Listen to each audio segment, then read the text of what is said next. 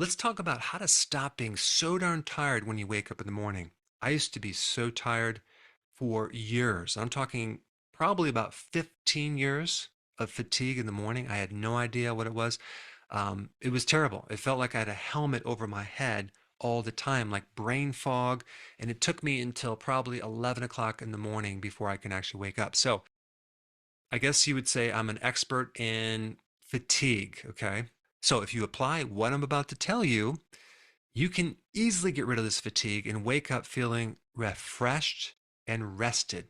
The majority of your fatigue in the morning is really coming from your diet, okay? But there's other things, but the diet is the most important thing. What you ate yesterday is going to affect you today, especially if it's in the area of too many carbohydrates and starches and sugars. Why is that?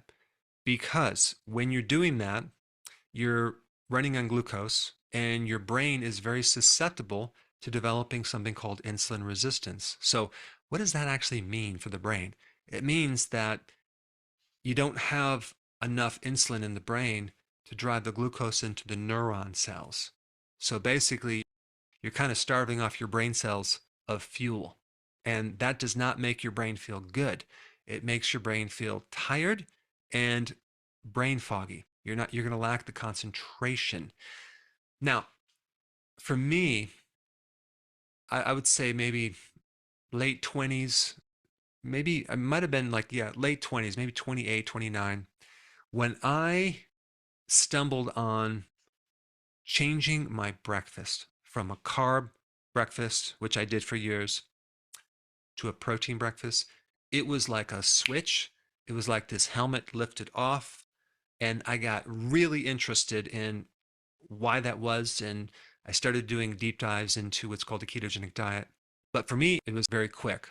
But the point is, I mean, if you go to the IHOP or a restaurant where you have breakfast foods, it's orange juice, it's cereal, it's pancakes, it's muffins, it's carbs, it's sugar. So I know a lot of people are waking up really, really grouchy and really, really tired. So it's not just fatigue, it's your mood. Okay. Now, are there other symptoms that kind of prove this point? Yes. If you're waking up feeling hungry, if you're waking up craving anything, if you're waking up feeling grouchy, if you have any fog in your mind when you wake up, then your blood sugars are off. The worst thing you can do is to add more carbs to raise your blood sugars, to treat this low blood sugar situation. Why? Because you make yourself feel a little better, but then it's going to get worse. Because the more carbs you do, the more sugar you do, your body's going to start protecting the cells from that even more and resisting it more and more and more. It's a never-ending cycle. A better thing to do is just to skip the breakfast altogether. Now, if you cut down your carbs throughout the day, you will find the next day, and maybe it might take 2 days, you'll find you're not going to be hungry in the morning. Your cravings are going to start going away. Why? Because you're restricting your body of carbs and sugar, and your body then will start burning fat, your own fat, as well as the fat in your diet. And if given the choice, your brain loves to burn ketones, okay? And that's the byproduct of fat. If you wake up with a headache, if you wake up feeling kind of bloated, it could be that you went out to dinner the day before or went out to a restaurant the day before. What you ate the day before has a huge impact on how you're going to feel today. Now, personally, my wife and I would, in the past, a long time ago, would go to Taiwanese restaurants, Chinese restaurants. We love that, okay? And we ate a lot of rice and we had a lot of carbs and we had a lot of MSG, which is a flavor enhancer. And at the time, I didn't even connect the dots, but I would always wake up feeling bloated, retaining fluid, and feeling really irritable in the head, which made me crave certain things and want to do that same thing the next day. I mean, there was even a year I think I had a pint of Ben and Jerry's ice cream right before bed. But if you're waking up feeling nauseous, headachy, bloated, it's usually that. And also stiffness. If you wake up with stiffness, it's usually something you ate that's affecting your liver. And if you have a liver issue, you can create a lot of stiffness. Now, a couple key points to help you wake up feeling refreshed is you must do intermittent fasting, okay, and skip that breakfast. In fact, this is what I would do. I would have your first meal at noon and your second meal at least 5 hours before you go to bed. Okay. I mean, even earlier if you could. You will find a huge improvement in your sleep cycles if you don't eat so close to when you go to bed. I mean, you should just prove this to yourself. Okay. One day you eat right before you go to bed. Next day you eat like at 5. Okay. Or maybe even at 4 in the afternoon, and nothing after that. Watch how well you sleep. One of the things that people have temptations, they have certain cravings, they have certain habits, and they're constantly giving into them. The way that you strengthen your willpower is just by avoiding these things. Okay. And it takes a while, but as soon as you start doing it, you'll get momentum. But to constantly give in to the body and just cave just weakens your willpower over time. And don't ever ask your body, what is my body in the mood for? Because it's not going to give you the right answer. The attitude that I use with my body is basically, I'm going to give you the food that you need to survive and get healthy. And I see that my stomach is grumbling, but I'm not going to give in to that. I will feed you when I'm good and ready.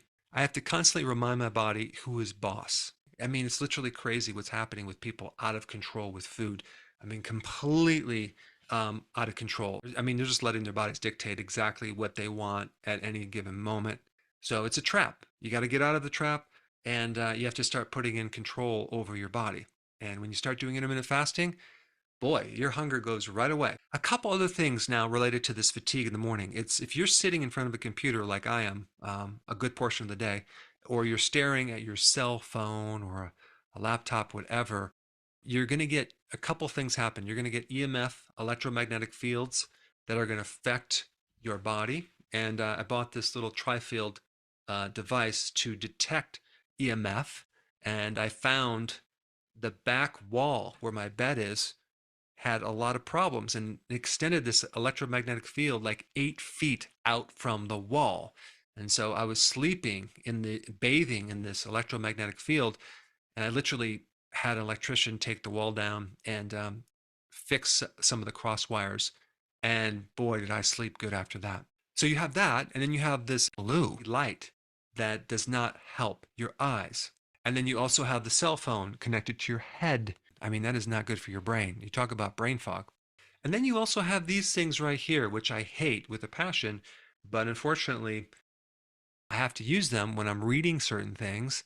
But the problem is when I use them, it makes things worse. So I literally have to take half the day, take them off, and just go for a walk and just look at things in the distance to actually correct some of that. But you might think that you're tired, but it could be just the glasses that are making your eyes tired, making your head tired.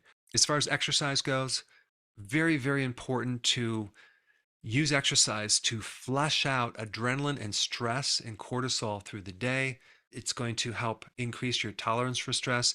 It's going to help you sleep deeper, especially if you do, like 3 times a week, high intensity interval training. That can greatly help your sleep, as well as long walks or hikes, or even better yet, doing physical work around your house, outside somewhere. Very therapeutic to your sleep and the quality of waking up feeling good. Also, jet lag. If you want to handle your jet lag, it's a real simple solution.